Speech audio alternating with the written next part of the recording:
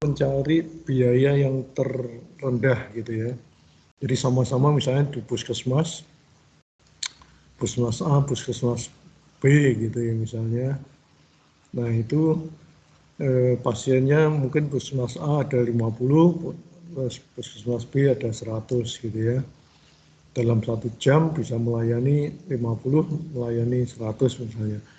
Nah itu secara efisien mungkin yang 100 itu biayanya minim, sama-sama masuk digaji di situ, tapi bisa 100 jadi minim biayanya itu paling minim. Kalau yang efektif itu dibalik. Kalau efektif itu produknya. Jadi kalau tadi satu bisa melayani 100, satu bisa melayani 50, berarti yang 100 itu lebih efisien dibandingkan yang 1 jam hanya bisa melayani 50 gitu ya. Oke. Baik, silahkan yang siapa dulu, Irfana dulu atau ya Irfana dulu ya, urut aja ya. Iya, Irfana dulu, Prof. Terima kasih, silahkan. Yuk.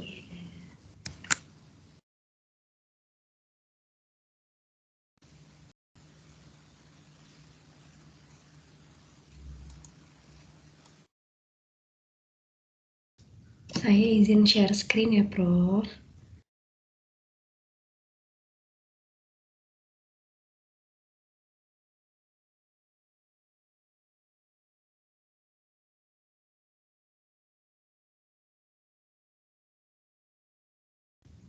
Apakah sudah terlihat, teman-teman? Sudah, Mbak. Oh iya. Baik, terima kasih. Prof, sebelumnya saya izin off cam dulu ya, Prof. Soalnya sinyalnya agak kurang stabil, Prof. Oke. Baik, Assalamualaikum warahmatullahi wabarakatuh. Kepada yang terhormat Bapak Profesor Dr. Insinyur Aziz Nurbambang MS dan teman-teman sekalian yang saya sayangi, pada kesempatan kali ini saya akan menjelaskan tentang evaluasi ekonomi yaitu CMA atau Cost Minimization Analysis.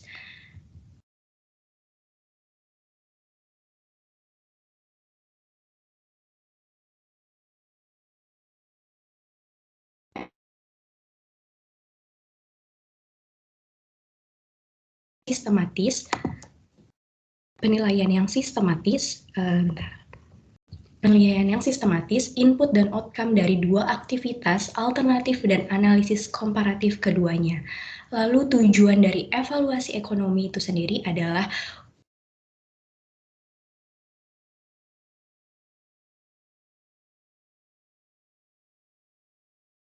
atau tidak, serta membantu dalam analisis keuntungan marginal dari sebuah intervensi. Lalu, pada evaluasi ekonomi ini terdapat dua biaya atau cost sendiri. Yang pertama ada opportunity cost, yaitu keuntungan atau manfaat yang hilang dikarenakan melakukan suatu hal. Yang kedua ada marginal cost atau tambahan biaya yang diperlukan untuk menambah suatu unit produksi. Lalu untuk evaluasi ekonomi itu dalam kesehatan itu apa sih? Adalah analisis komparatif dari berbagai tindakan alternatif dalam hal biaya dan konsekuensinya. Keputusan kesehatan akan memberikan dampak pada kesehatan kita, sumber daya, dan dampak lainnya, sehingga perlu pertimbangan biaya dan manfaat, evaluasi kebijakan, pelayanan, atau intervensi alternatif yang dimaksudkan untuk meningkatkan derajat kesehatan menurut Drummond tahun 2005. Lalu pada bidang kesehatan dikenal dengan biaya. Biasanya kalau untuk pada bidang kesehatan sendiri, biaya ini termasuk biaya pelayanan kesehatan, di mana ada 5 elemen biaya pada bidang kesehatan itu. Yang pertama, ada penggunaan sumber daya untuk mendapatkan pengobatan itu sendiri. Yang kedua ada sumber daya kesehatan yang digunakan untuk mengobati efek samping dari suatu obat yang terjadi akibat pengobatan yang dilakukan oleh pasien. Yang ketiga ada bila penyakit berhasil dicegah atau preventif berhasil, maka biaya yang dihitung adalah biaya yang berhasil disimpan atau dihemat. Lalu yang keempat, biaya proses untuk diagnostik ataupun rujukan yang harus dilakukan termasuk rekomendasi yang diberikan oleh apoteker atau farmasi itu sendiri. Lalu yang kelima ada biaya yang dikeluarkan pasien pada saat awal terapi hingga proses penyembuhan. Lalu ada klasifikasi evaluasi ekonomi dalam kesehatan. Yang pertama ada evaluasi parsial, yaitu terdiri dari analisis akuntansi biaya, biaya dari kesakitan yang terjadi, dan biaya identifikasi penelitian. Lalu kedua ada intervensi intermediate, dan yang ketiga ada intervensi secara penuh, dan pada evaluasi ini seluruh aspek biaya dan keuntungan dari intervensi yang terjadi harus diperhitungkan. Terdapat dua metode yang sering kali digunakan pada evaluasi ini. Yang pertama ada CEA atau Cost Effective Analysis dan CBA atau Cost Benefit Analysis. Selain klasifikasi dan biaya, di analisis evaluasi ekonomi ini memiliki 4 metode yang biasa digunakan. Yang pertama ada Cost Minimization Analysis atau CMA, yang merupakan paling sederhana, analisis yang paling sederhana dalam metode evaluasi ekonomi ini. Yang kedua ada Cost Effectiveness Analysis atau CEA, yaitu membandingkan antara outcome kesehatan dan biaya yang digunakan dalam program kesehatan. Yang kedua ada Cost Benefit Analysis atau CBA, yaitu alternatif yang dipilih jika tidak mempunyai outcome yang sama. Dan yang keempat ada Cost Utility Analysis atau CUA, yaitu mirip sebenarnya dengan CEA, namun outcome yang dihasilkan diukur dengan status kesehatan seseorang.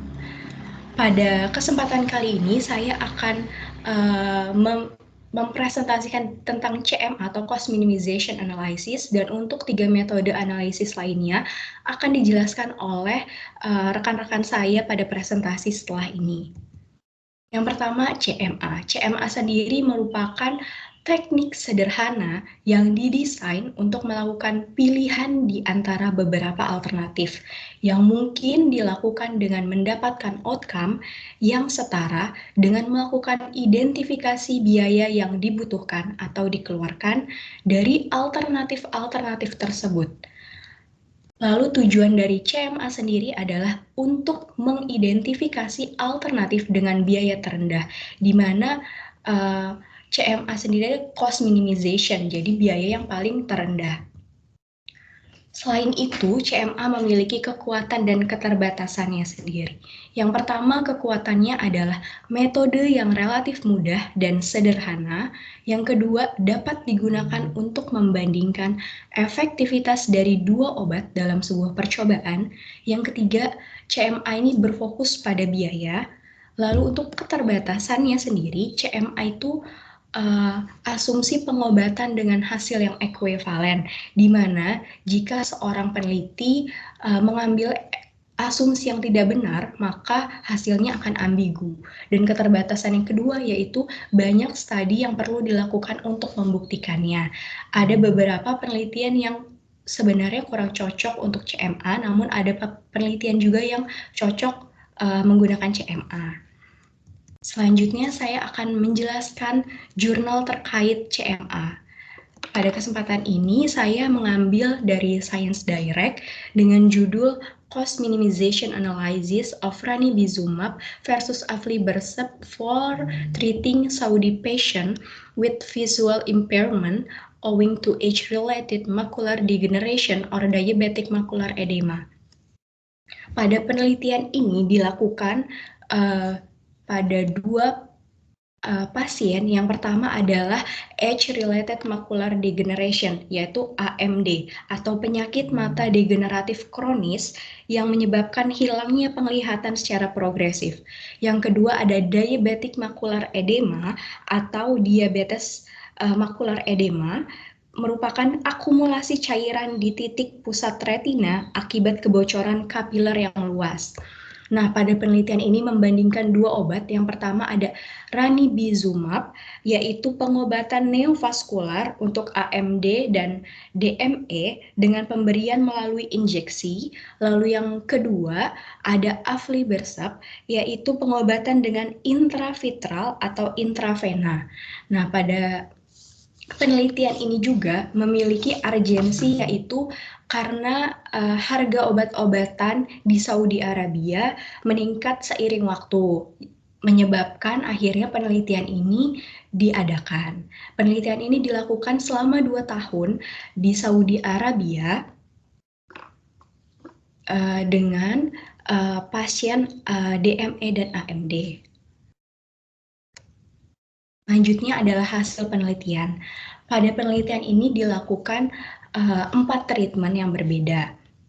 Yang pada tabel 2 ada namanya base case atau kasus yang pada kasus basis, di mana pada penelitian ini annual cost atau per tahunnya memiliki perbedaan antara ranibizumab dan aflibercept, di mana memiliki cost difference yaitu sebesar 21.048 Saudi Rial, 6 perak, sehingga pada kasus yang sama, pada kasus base case ini, obat aflibercept dapat mencapai penghematan biaya tahunan sebesar 25,75% dibandingkan dengan obat ranibizumab. Dan pada skenario pertama dan kedua diikuti penggunaan aflibercept juga dapat meminimalkan biaya pada pengeluaran di rumah sakit, yaitu sebesar 31,54% dan 51,30% penghematan biaya dari aflibercept dibandingkan obat ranibizumab itu. Pada skenario ketiga, didapatkan bahwa penggunaan obat aflibercept sebagai pengganti ranibizumab menghasilkan penghematan biaya sebesar 9,28% per tahunnya pada rumah sakit selama 2 tahun di Saudi Arabia. Kesimpulan dari penelitian ini didapatkan bahwa aflibercept menunjukkan biaya yang lebih rendah daripada ranibizumab untuk pasien AMD dan DME di Saudi Arabia selama 2 tahun karena harga dari Afliber lebih rendah 48,5% daripada ranibizumab. Namun, keefektifannya juga menunjukkan hal yang baik. Berikut adalah daftar pustaka yang saya gunakan dalam PowerPoint ini. Mungkin sekian presentasi yang bisa saya sampaikan. Saya akhiri, wabillahi taufik wal hidayah. Wassalamualaikum warahmatullahi wabarakatuh. Saya kembalikan kepada Bapak Profesor Aziz.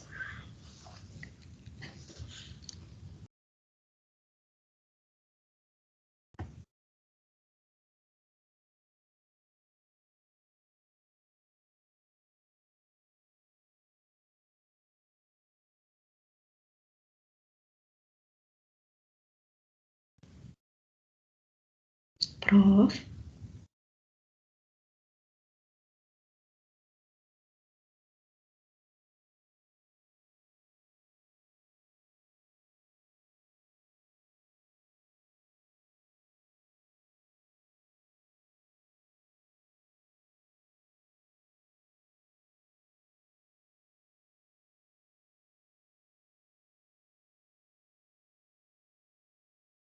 Oh, maaf, ini tadi enggak suaranya Bapak yang ada ya. Iya. Baik, jadi sudah ini tadi kita langsung yang kedua baru kita diskusikan ya. Ya, silakan Mbak Nasila.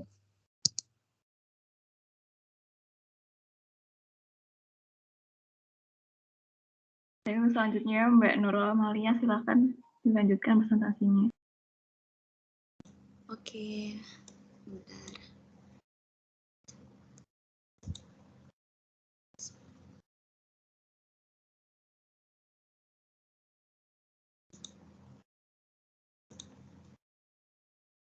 Apakah terlihat teman-teman? Tidak terlihat, Mbak. Mbak. Oke.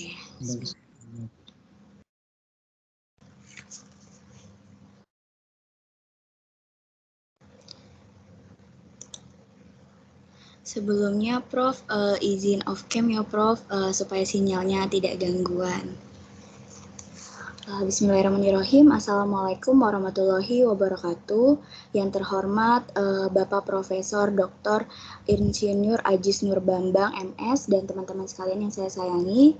Di sini saya akan mempresentasikan materi mengenai analisis ekonomi menggunakan cost effectiveness analysis.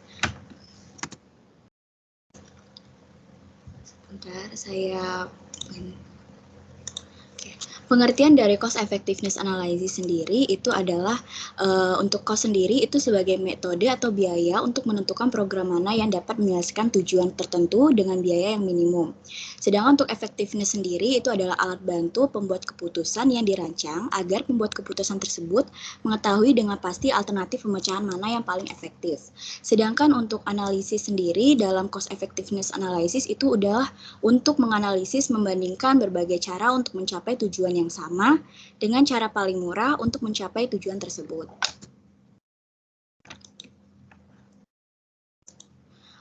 Jadi dapat ditarik kesimpulan untuk pengertian dari cost effectiveness analysis atau CEA itu adalah sebuah metode yang didesain untuk membandingkan antara outcome kesehatan dan biaya yang digunakan untuk melaksanakan program tersebut atau intervensi dengan alternatif lain yang menghasilkan outcome yang sama. Nah, ini berikut adalah contoh dari outcome dari CEA ini. Yang pertama ada life year gain atau durasi pertahanan hidup yang dihasilkan per tahun. Kemudian ada quality adjusted life year atau QALY, itu mengukur nilai hasil kesehatan, di mana hasil aritmetik dari harapan hidup dan pengukuran kualitas hidup yang tersisa. Dalam arti lain, QALY ini menentukan seberapa kualitas hidup pada kondisi yang tidak sedang sehat. Kemudian untuk death averted itu adalah kematian yang dapat dicegah. Nah, kegunaan atau manfaat dari cost effectiveness analysis sendiri, yang pertama itu mengevaluasi biaya dan efek kesehatan atau outcome dari intervensi tertentu, di mana didominasi oleh studi intervensi baru yang prospektif dibandingkan dengan yang ada saat ini. Yang kedua, itu dapat membantu mengidentifikasi dan mempromosikan terapi pengobatan yang paling efisien. Yang ketiga, itu dapat berguna bila membandingkan alternatif program atau alternatif intervensi, di mana aspek yang berbeda tidak hanya program atau intervensinya saja, tetapi juga pada outcome kliniknya atau terapinya. Yang terakhir, itu dapat digunakan untuk mengukur efisiensi dari sumber daya atau masukan satu atau lebih dari satu program dengan derajat tujuan tertentu. Nah, cost effectiveness analysis ini sendiri memiliki keunggulan dan juga kelemahan. Untuk keunggulan yang pertama itu mengatasi kekurangan yang ada di cost benefit analysis, di mana soal benefit itu sulit untuk saat benefit sulit untuk ditransformasikan dalam bentuk uang, karena CA ini melakukan perhitungan perbandingan outcome kesehatan dan biaya yang digunakan. Jadi tetap bisa memilih program yang lebih efektif.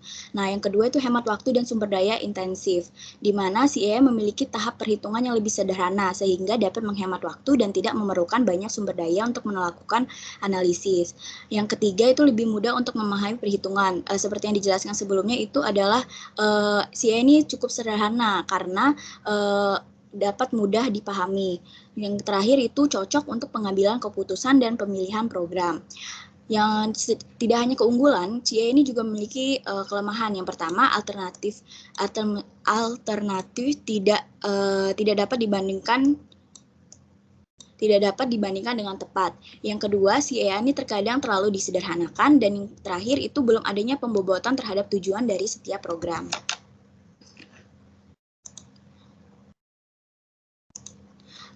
Perbandingan dari CEA dan CBA. CEA ini adalah cost effective analysis dan CBA adalah cost benefit analysis. Nah, untuk CEA ini sendiri itu digunakan untuk menilai beberapa alternatif yang tujuannya sama dan efektivitasnya diukur dalam satuan output. Sedangkan untuk CBA sendiri itu digunakan untuk menilai beberapa alternatif yang tujuan atau outputnya berbeda, atau menentukan apakah suatu rencana program sebaiknya dilaksanakan atau tidak. Yang kedua, CEA penggunaannya terbatas hanya pada program pelayanan kesehatan saja, namun pada CBA itu merupakan evaluasi ekonomi yang paling sering digunakan dalam sektor publik. Kemudian yang terakhir, CIE ini keluaran atau outcome-nya belum tentu berbentuk uang, namun tergantung dari karakteristik program yang dijalankan, bisa saja tingkat kesembuhan dan sebagainya. Tapi di CBA itu keluaran atau output itu selalu diukur dengan uang. Nah, untuk perhitungan dari CIE sendiri itu adalah cost effective ratio, dihitung dengan pembagian cost dibagi dengan outcome. Contoh penerapan dari CIE sendiri itu CIE dapat diterapkan dalam pemilihan obat yang lebih efektif. Salah satu contoh yaitu pemilihan obat diabetes mellitus. Contoh kasusnya seperti ini, misalkan ada obat-obat DM yang dibandingkan antara obat A yang memiliki mekanisme kerja X dengan obat B yang memiliki mekanisme kerja Y. Outcome dari kedua obat tersebut itu sama-sama untuk menurunkan kadar gula darah pada penderita DM. Harga obat A itu 200.000 dapat menurunkan kadar gula 15 mg per dl, sementara obat B dengan harga 175.000 dapat menurunkan kadar gula 10 mg per dl. Manakah yang lebih cost efektif? Maka di sini kita akan bahas untuk CIR obat dari A atau cost effective ratio dari obat A itu cost dibagi outcome, di mana harga obat dibagi dengan penurunan kadar gula, yaitu 200.000 dibagi dengan 15 didapatkan hasil 13.333. Untuk CIR obat B itu adalah 175.000 dibagi dengan 10 yaitu 17.500. Dapat ditarik kesimpulan bahwa obat A lebih efektif karena nilai CIR A lebih rendah dari nilai CIR B. Nah, berikut referensi yang saya dapatkan untuk mengisi PPT ini, dan terima kasih. Baik, terima kasih atas presentasinya Mbak Nurul dan juga Mbak Ilvana. Terus selanjutnya ini langsung diskusi, apa tanggapan dulu dari Prof?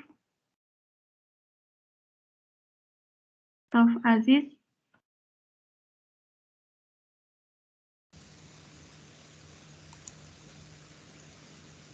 Maaf lah tadi di mute tadi.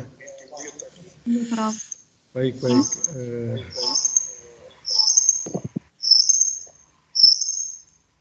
Silakan dilanjut aja. Baik, Prof, ini lanjut tanya jawab nggih. Silakan teman-teman yang ingin bertanya bisa silakan raise hand.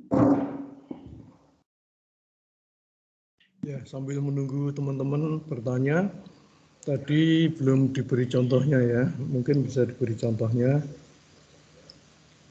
Mudah-mudahan dengan contoh di bidang pangan atau gizi nanti lebih jelas ya. Misalnya untuk cost minimum analisis itu untuk memproduksi beras misalnya atau padi, itu untuk penyediaan pangan pokok misalnya, ada yang memberi pupuk NPK, ada yang memberi pupuk organik gitu misalnya. Ternyata sama-sama menghasilkan 1 ton, tapi dengan pupuk NPK lebih murah gitu misalnya ya.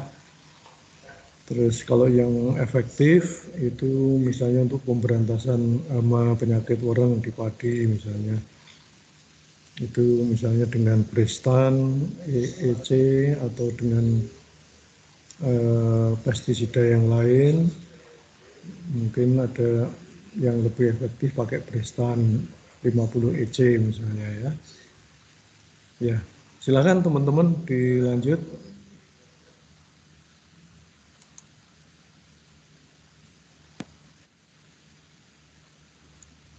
Baik, teman-teman ada yang ingin bertanya?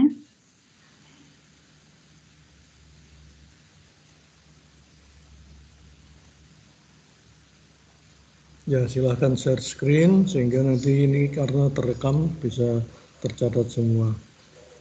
Atau chatting gitu ya. Dengan chatting kan nanti bisa terekam semua.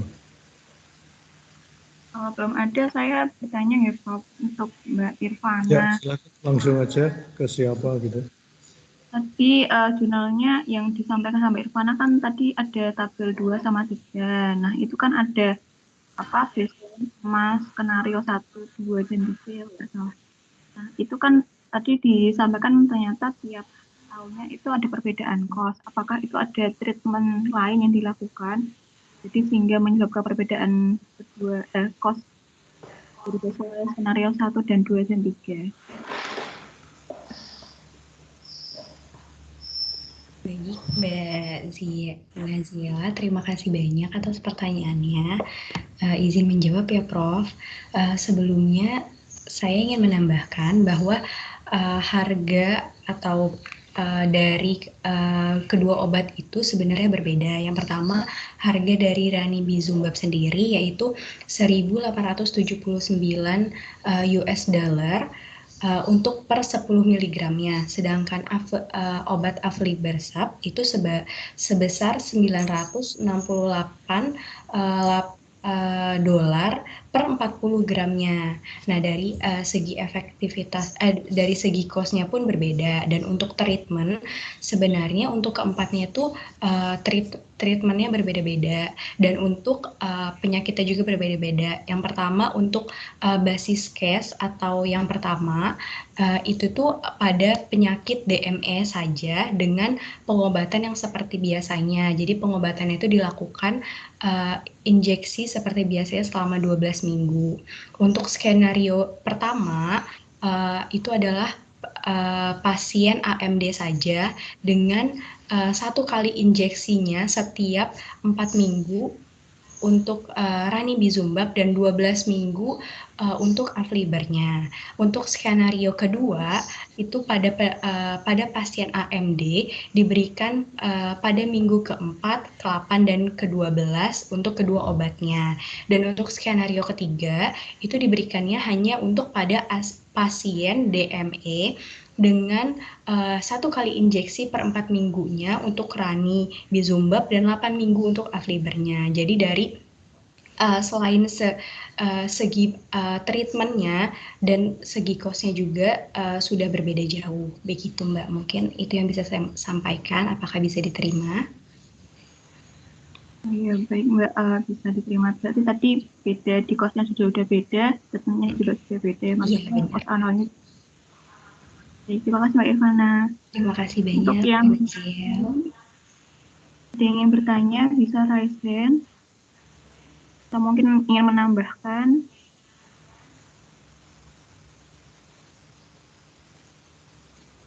Iya, Mbak Dinda ini raise hand. Silakan Mbak Dinda bisa menyebutkan namanya dan juga yang ingin ditanya. Teman yang ingin ditujukan pertanyaannya. Oke, baik. Terima kasih Mbak Nazila. Selamat pagi Prof. Dan terima kasih teman-teman. Saya sudah diberi kesempatan untuk bertanya, nggih. Saya mau bertanya kepada Mbak Nurul. Tadi kan Mbak Nurul menyebutkan ya, dijelaskan contoh-contoh outcome dari CEA. Coba Mbak berikan contoh outcome yang 5 year gain itu seperti apa yang dimaksud. Itu. Mungkin itu saja Mbak Nazila. Terima kasih.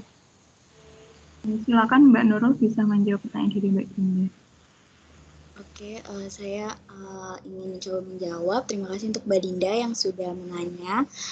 Jadi contohnya untuk yang 5 year gain itu, misalkan ada seseorang, itu kan 5 year gain itu untuk menambah harapan hidup, menambah tahun harapan hidup. Nah, misalnya contohnya seseorang dengan penyakit ginjal. Jadi dia memiliki 2 opsi. Yang pertama itu opsi untuk melakukan hemodialisis, dan opsi kedua itu dia akan melakukan transplantasi ginjal. Nah, 2 opsi itu dia memiliki 2 opsi untuk sama-sama tujuannya untuk mempertahankan tahun kehidupan harapan beliau.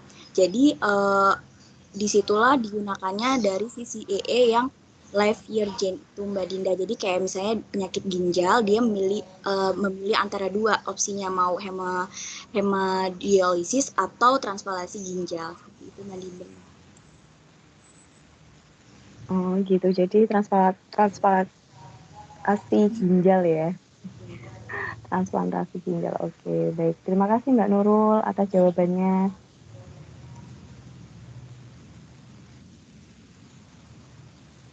Untuk teman-teman yang lain ada yang ingin ditanyakan?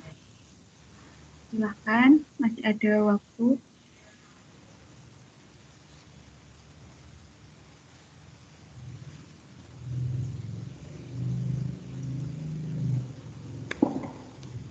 Ya, teman-teman silahkan, masih ada waktu banyak ini. Untuk contoh, tadi kebanyakan yang diberikan contoh itu di analisis farmako ekonomi ya. Jadi untuk obat-obatan. Padahal mata kuliah kita kan ekonomi pangan atau gizi. Jadi mungkin nanti contoh-contohnya bisa juga diberikan untuk CEA pangan dan tadi yang satunya itu juga contohnya di pangan. Jadi di ekonomi itu memang ada macam-macam untuk evaluasi ekonomi itu bisa dilihat dari farmakoekonomi, jadi analisa secara farmasi, kemudian economic of health atau analisis ekonomi pada kesehatan. Kalau pada kesehatan banyak kan menggunakan kali dan dali. Jadi quality adjustment of life years. Nah, kalau ekonomi pangan nanti coba diberi contoh. Ini ada yang berdering sebentar.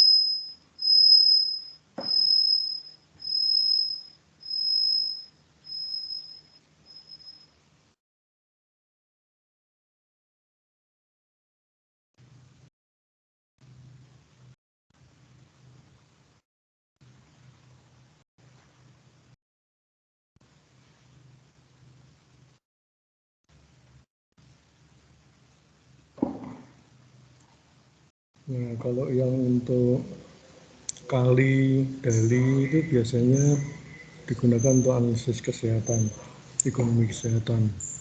Kemudian di ekonomi pangan kita nanti tolong diberi contoh untuk cost effectiveness di produksi pangan atau ini. Baik, silakan teman yang lain mau mengomentari.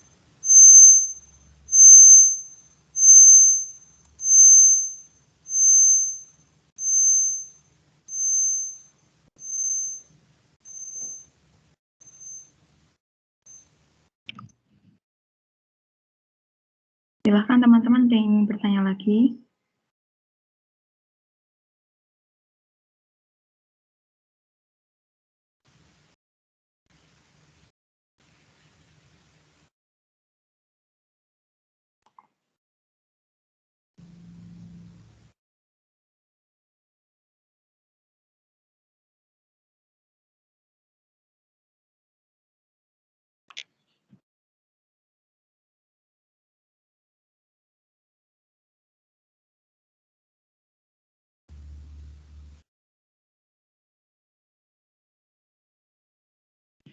Prof, ini sepertinya sudah tidak ada yang ingin bertanya lagi.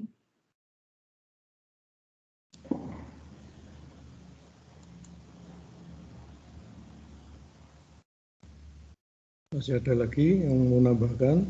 Kalau tidak ada, pesan Bapak nanti makalahnya segera diperbaiki, diberikan contoh-contoh di farmakoekonomi, di ekonomi kesehatan, terus di ekonomi pangan, bisa jadi beri contoh-contohnya asal disebutkan literaturnya tadi ya, diambil dari mana.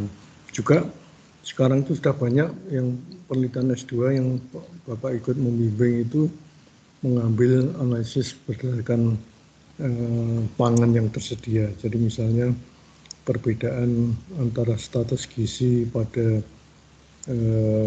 daerah yang pertaniannya banyak dibandingkan di daerah yang ikannya banyak, misalnya di pesisir dibandingkan di pegunungan gitu ya. Nah itu ternyata yang di pesisir itu lebih bagus statusnya karena gizi hewaninya bisa terpenuhi dari selain hewani dari daging dan sebagainya, tapi dari ikan cukup banyak, kemudian sayur mayur banyak kan di daerah pesisir juga sudah banyak di ini. Sedangkan yang di daerah pegunungan itu banyak kan sayur mayur cuma kurang gizi untuk hewaninya. Sehingga kalau ditinjau dari segi efektivitas untuk biaya makan, untuk gizinya itu masih bagus kalau yang ada di pesisir. Yang di pegunungan itu bisa memproduksi ayam, kambing, dan seterusnya, cuma kebanyakan dijual sehingga makanan untuk gizi hewaninya masih kurang. memproduksi telur juga dijual, sehingga kok masih kurang. Ya, jadi untuk nomor 5 dan nomor 6 tadi nanti diberi contoh-contoh yang bagus, dan mudah-mudahan nanti diambilkan dari hasil penelitian-penelitian di jurnal tentang jurnal gizi ya, jurnal ilmu gizi kan banyak sekali, supaya nanti juga bisa bermanfaat buat teman-teman semua dalam menyusun proposal untuk menyelesaikan tesisnya. Jadi mulai sekarang, mulai menyusun kira-kira judulnya apa, masalah gizinya apa, itu. Kemudian nanti S2 itu yang penting adalah pengembangan ilmu.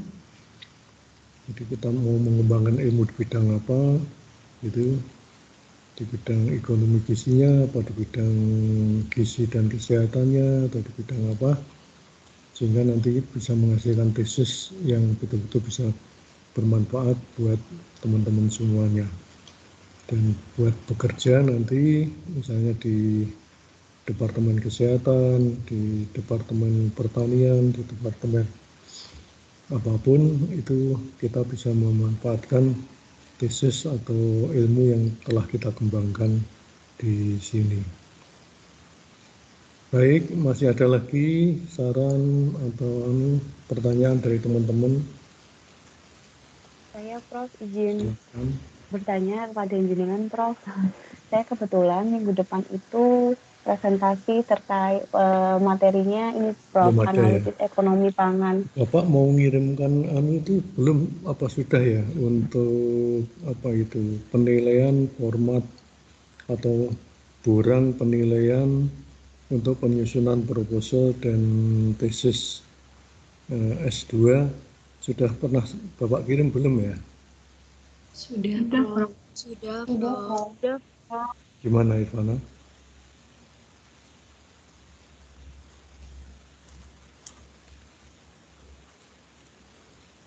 Sudah pernah Bapak kirim belum file untuk format atau Nesila, format penilaian untuk apa namanya penyusunan proposal tesis maupun untuk menyusun laporan tesis itu sudah pernah saya kirim di WA belum?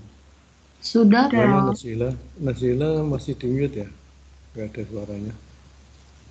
Coba tak lihatnya dulu. Saya terdengar, Prof. Coba sudah belum Nasila? Sudah, Prof. Sudah. Sudah. Ya, sekarang bikin aja judulnya apa, masalahnya apa gitu ya. Sehingga nanti 3 semester itu sekalian sambil ini kuliah sambil ngambil data selesai gitu ya. Cepat gitu. Nah, bisa selesai cepat.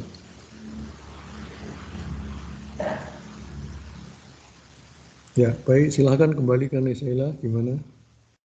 Ya. Tadi sepertinya ada yang ingin bertanya lagi, silahkan, Mbak.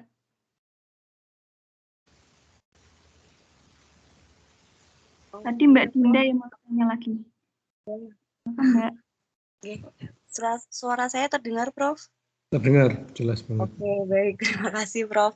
Tadi saya bertanya, Prof, kebetulan minggu depan saya dapat materi untuk presentasi itu analisis ekonomi pangan menggunakan CUA ya, Prof. Cost Utility Analysis. Cuman saya itu jujur kesulitan untuk mencari materi itu, Prof. Ada sih, cuman memang tidak lengkap sama apa yang diminta. Kan ini nanti ada pengertian. Mungkin dari Prof ada sumber yang bisa kami citasi, Prof. Oh iya, banyak itu penelitian utility itu yang menggunakan kali sama daily ya.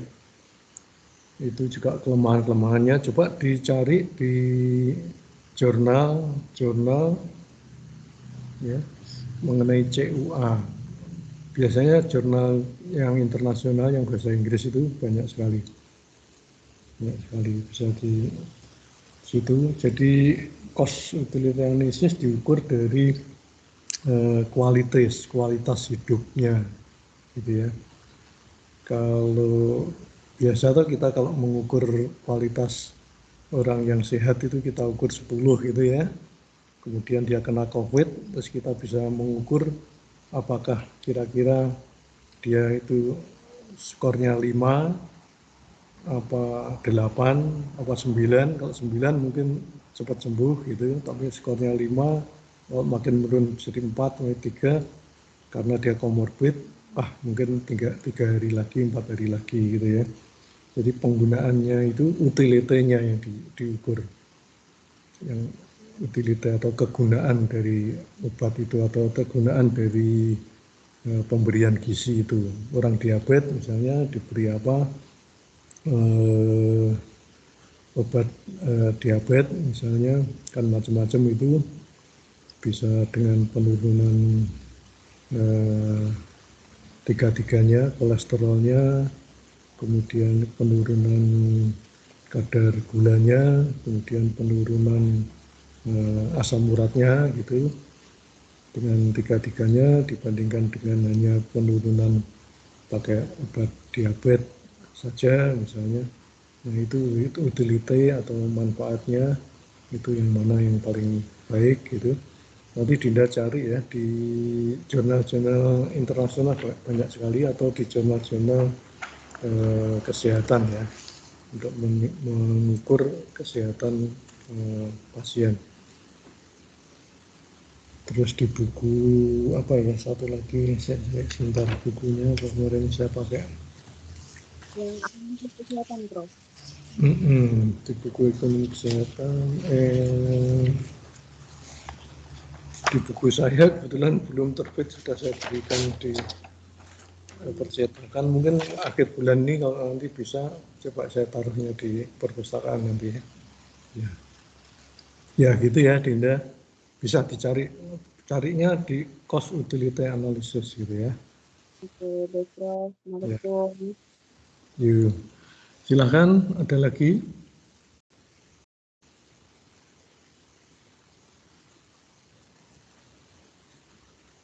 Ya, harapan Bapak mudah-mudahan bisa cepat semuanya, bisa cepat lulus gitu ya, dengan bagus, dan bisa dapat pekerjaan, karena Undip sekarang kan sudah mencuat gitu ya.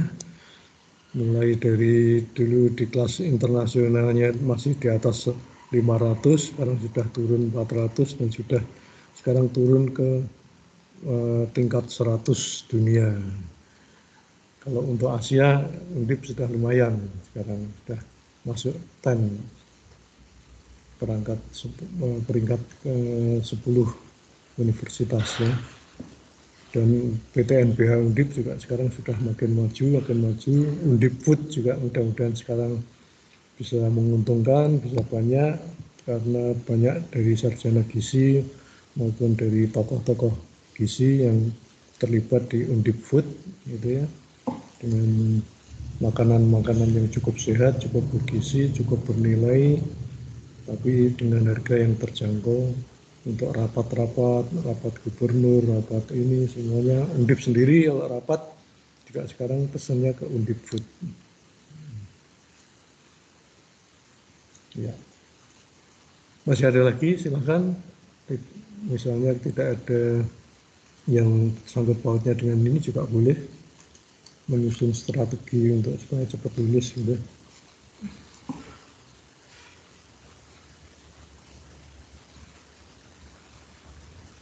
Gimana Mbak Nesila? Nggak ada ya kayaknya. Iya, Prof. Ayo, Prof, saya mau bertanya, untuk makalahnya dikirimnya ke email yang ada di PPT Tatap Muka 1 itu ya, Prof? Yang email Bapak yang ini, asis_undip 2013 itu? Oke, berarti kirim makalahnya ke situ nih, Prof? Itu boleh, ke WA juga boleh. Oke, baik. Ya, kalau mau dikoordinir ya lebih enak di ya. Di satu gitu, Prof. Jadikan satu di mana itu. Kita ini yang ke kuliah ke berapa? 1, 2, 3, keempat ya, 4 kali. Bapak kan masih 3 kali lagi ya, sampai 7 kali ya? Oke, masih. Ya. Oke, sampai tanggal 30 Maret ya berarti ya? Baik, Prof. Ya, betul. Oke. Tapi tolong diperbaiki dulu, ditambah-tambah gitu, contoh-contoh supaya nanti saling bisa ditukar gitu. Makalahnya tukarkan ke teman-teman semua, jadi semua teman punya punya satu rangkaian gitu ya, satu rangkaian ekonomi pangan, ekonomi dan kebijakan pangan gitu. Jadi bisa nambah ilmu kita untuk mengembangkan. Oke, ada lagi?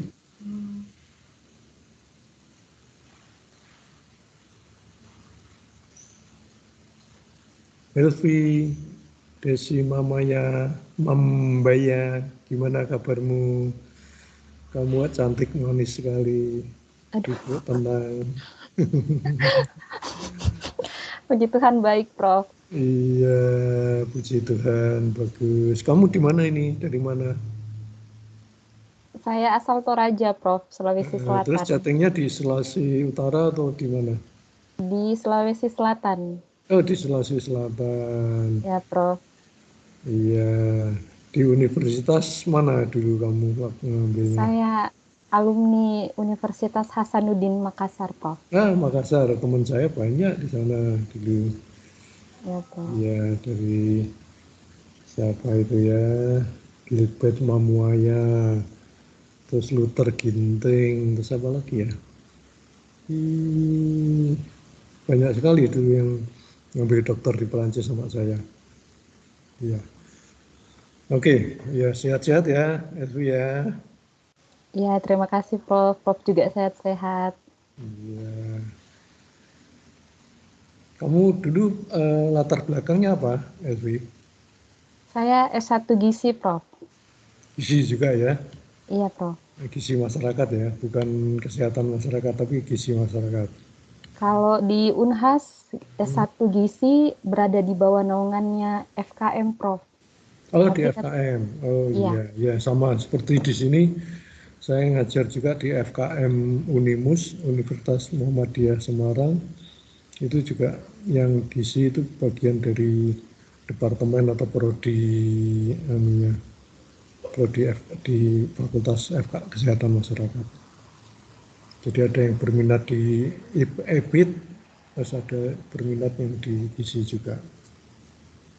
Ya. Kalau Irfana di mana tadi? Magelang?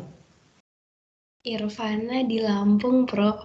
Oh, kamu di Lampung. Yang di Magelang tadi siapa? Yang di Magelang Mbak Ismi, Prof.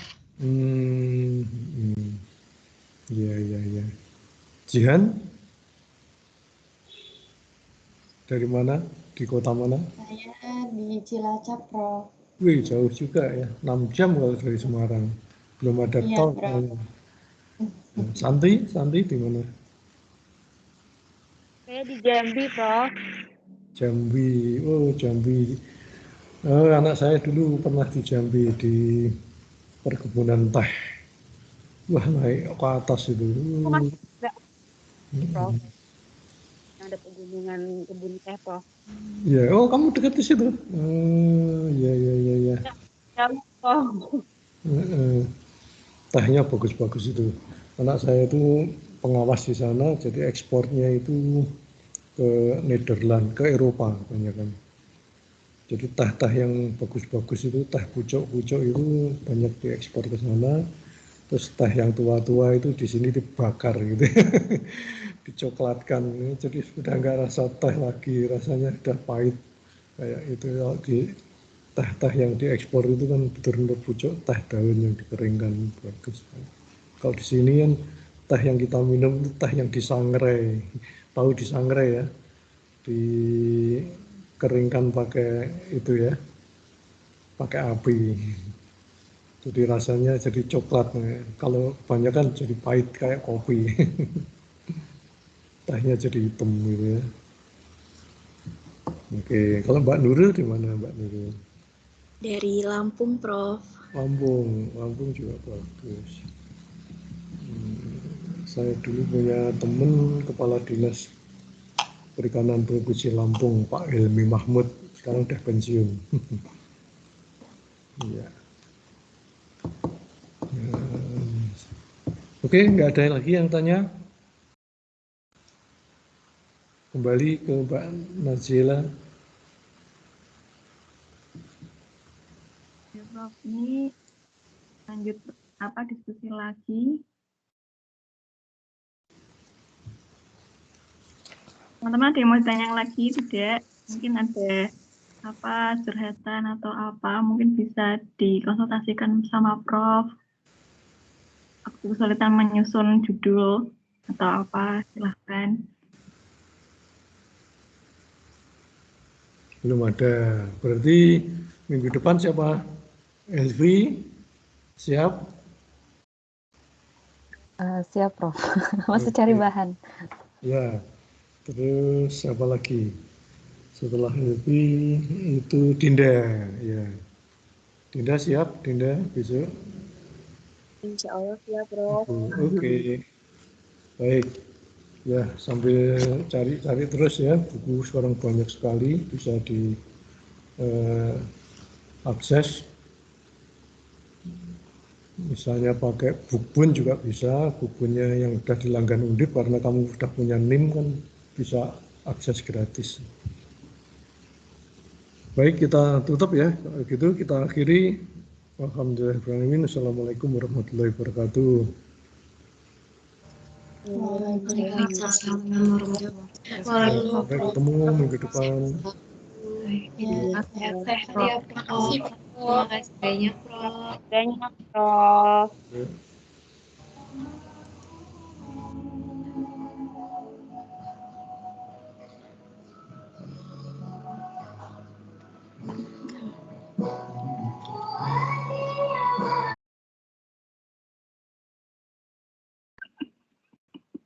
Mbak Uli, itu Prof udah keluar.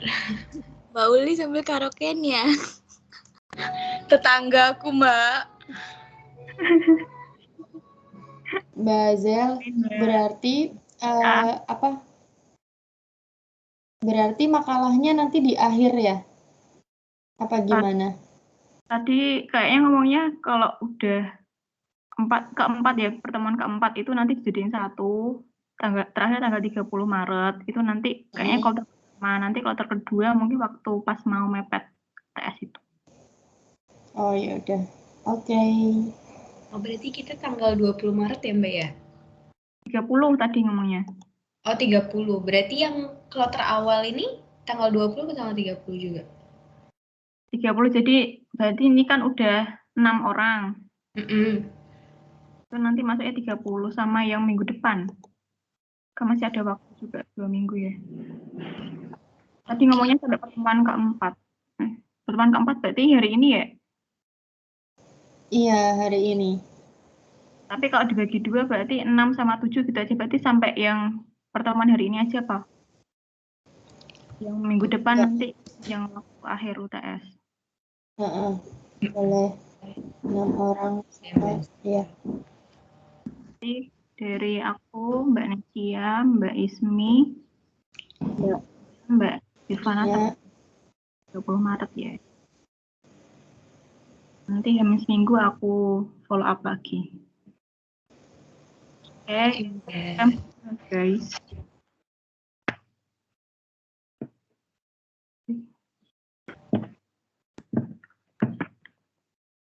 Bahasas ya. 1, 2.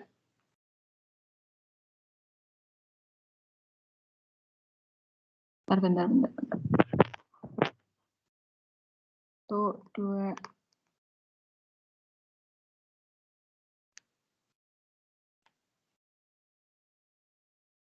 Ini kayaknya ada satu orang deh, Mbak. Kok baru 12 ya?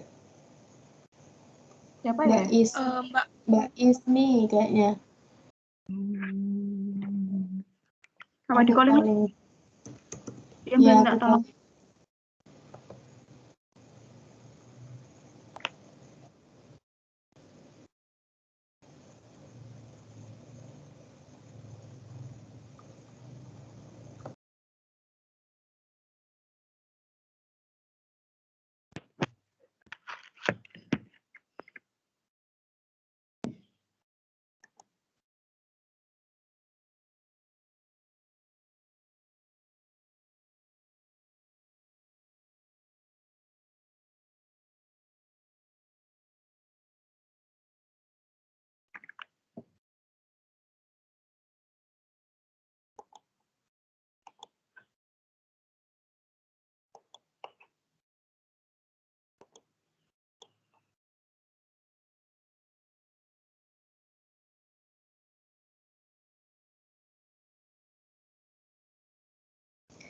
Udah Mbak, udah lengkap nih. Udah 13. Heeh. Tinggal yang kelihatan. Yang penting namanya kelihatan aja.